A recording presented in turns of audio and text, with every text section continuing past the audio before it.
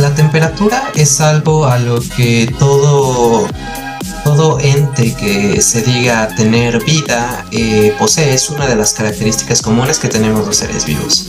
Se encuentra presente en todo nuestro entorno, pero muchas veces no nos hemos llegado a preguntar los puntos importantes en los que se basa la temperatura o medidas para tomar su cálculo o puntos importantes, vaya. El día de hoy vamos a hablar un poco acerca de esto.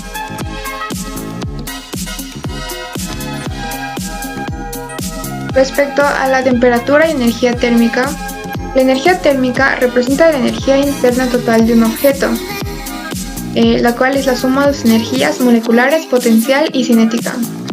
Cuando dos objetos con diferentes temperaturas se ponen en contacto, se transfiere energía de uno a otro. Suponga que se dejan caer carbones calientes en un recipiente con agua. La energía térmica se transferirá de los carbones al agua hasta que el sistema alcance una condición estable llamada equilibrio térmico. Todos los objetos deben tener una nueva propiedad fundamental que determina si estarán en equilibrio térmico con otros objetos. Esa propiedad se llama temperatura. En esta imagen mostramos un ejemplo de este caso y aquí hay un modelo simplificado de un sólido en el cual se muestra la unión de sus moléculas a partir de las fuerzas elásticas. Se dice que dos objetos se encuentran en equilibrio térmico si y solo si tienen la misma temperatura.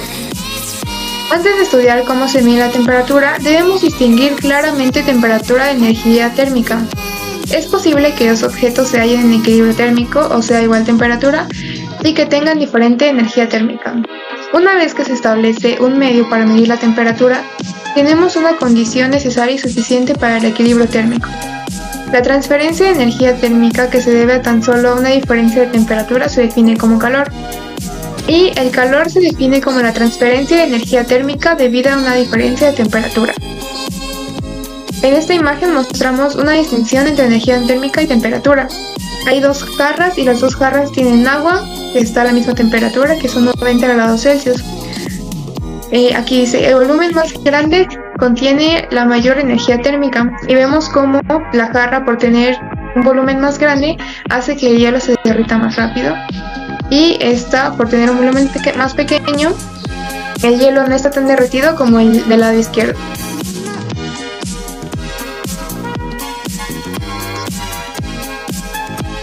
Respecto a la medición de la temperatura se determina midiendo cierta cantidad mecánica, óptica o eléctrica que varía con la temperatura.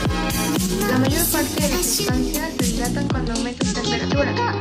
Si hay un cambio en cualquier dimensión que demuestre tener correspondencia inequívoca con los cambios de temperatura, la variación puede emplearse como calculación para medir la temperatura. Un dispositivo calculador de esta forma se llama termómetro. La temperatura de otro objeto puede entonces medirse colocando el termómetro en estrecho contacto con el objeto y permitiendo que los dos alcancen el equilibrio térmico. La temperatura indicada por un número en el termómetro graduado corresponde también a la temperatura de los objetos circundantes. Un termómetro es un dispositivo que mediante una escala graduada indica picos de temperatura. Son necesarios dos requisitos para construir un termómetro. El primero es que debe haber una certeza de que alguna propiedad termométrica X varía con la temperatura C. Si la variación es lineal, podemos escribir que T es igual a K por X, donde K es la constante de proporcionalidad. La propiedad termométrica debe ser tal que se pueda medir fácilmente, por ejemplo, la dilatación de un líquido, la presión de un gas o la resistencia de un circuito eléctrico. El segundo requisito para construir un termómetro es establecer una escala de temperatura. Las primeras escalas de temperatura se valoran en función a puntos superiores e inferiores a 5%, a temperaturas adecuadas para medidas de laboratorio. Dos temperaturas diferentes fácilmente reproducibles se dicen como punto fijo, interior y superior. Se originó a partir de una escala desarrollada por el astrónomo sueco Andreas Celsius. En la escala Celsius se asignó de forma arbitraria el número 0 al punto de congelación y el número 100 al de ebullición. Hacia la presión atmosférica hay subdivisiones entre el punto de congelación y el punto de ebullición.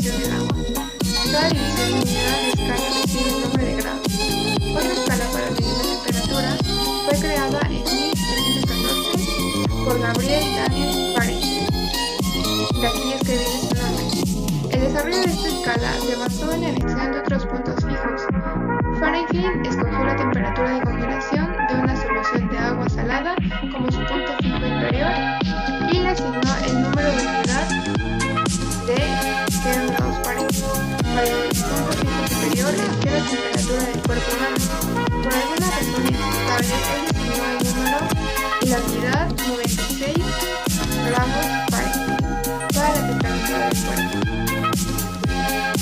El punto fijo interior, punto de congelación, es la temperatura a la cual el agua y el hielo persisten en equilibrio térmico bajo una presión de una atmósfera. El punto fijo superior, punto de ebullición, es la temperatura a la cual el agua y el vapor persisten en equilibrio bajo una presión de una atmósfera.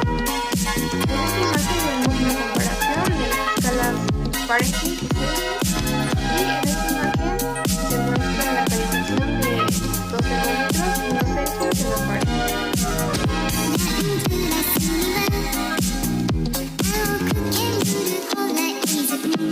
Yo les voy a hablar acerca de la escala de temperatura absoluta. Muy bien, la temperatura absoluta es el valor de la temperatura medida con respecto a una escala iniciada en el cero absoluto, 0 grados Kelvin o, por su parte, menos 273,15 grados Celsius. La escala fue propuesta por Lord Kelvin en 1924-1907. El intervalo de esta escala, el Kelvin, ha sido adoptado por el Sistema Métrico Internacional, en su abreviación SI, como la unidad básica para medir la temperatura. Es la escala más común utilizada para el trabajo científico, por una serie de características, como por ejemplo, que su uso es el cero absoluto, es decir, la temperatura en la que los átomos y moléculas presentan la menor energía térmica posible. Eso quiere decir que los átomos presentes en los cuerpos de los seres vivos presentan el menor movimiento. Esto quiere decir que se encuentran quietos, casi quietos, por así decirlo.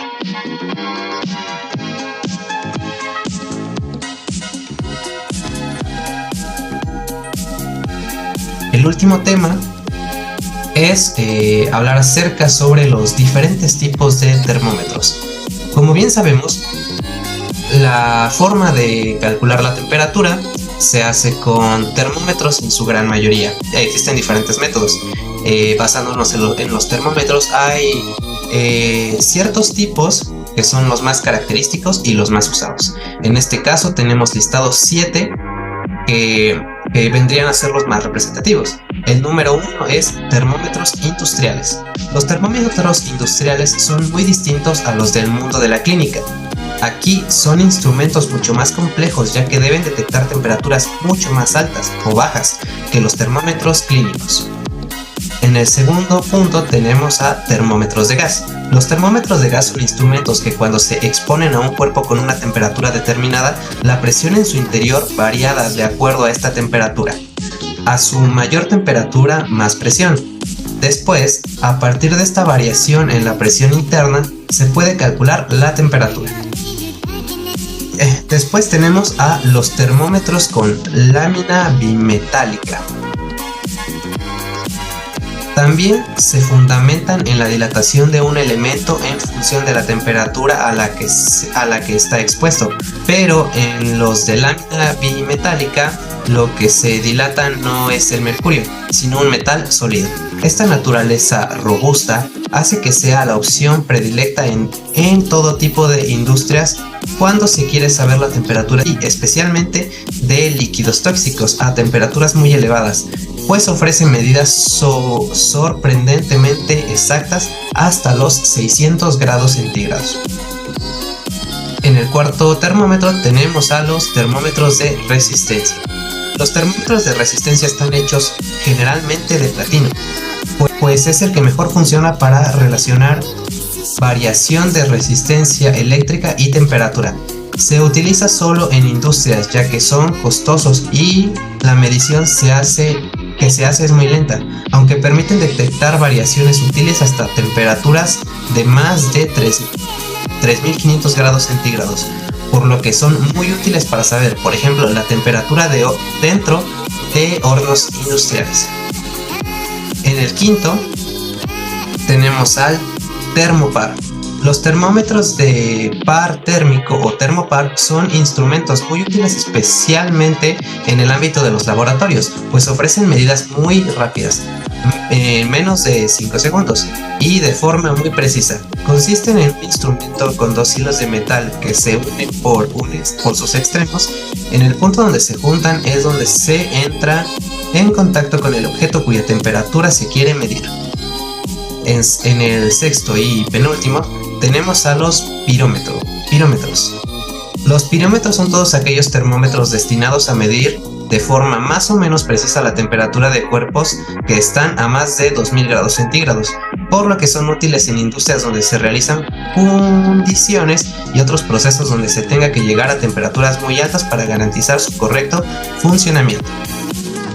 Por último, tenemos el termómetro de bulbo húmedo.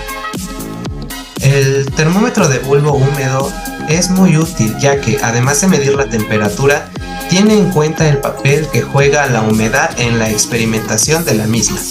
Es decir, permiten conocer cuál es la verdadera sensación térmica. La punta de medición de temperatura de este instrumento está recubierta por un material textil que se empapa por capilaridad en función de la humedad en el exterior. Eso sería todo. Una vez recopilado información acerca de la temperatura, esperamos que esta pequeña presentación haya sido de utilidad y favor para ustedes. Por parte de mi equipo, eso sería todo y muchas gracias por su atención.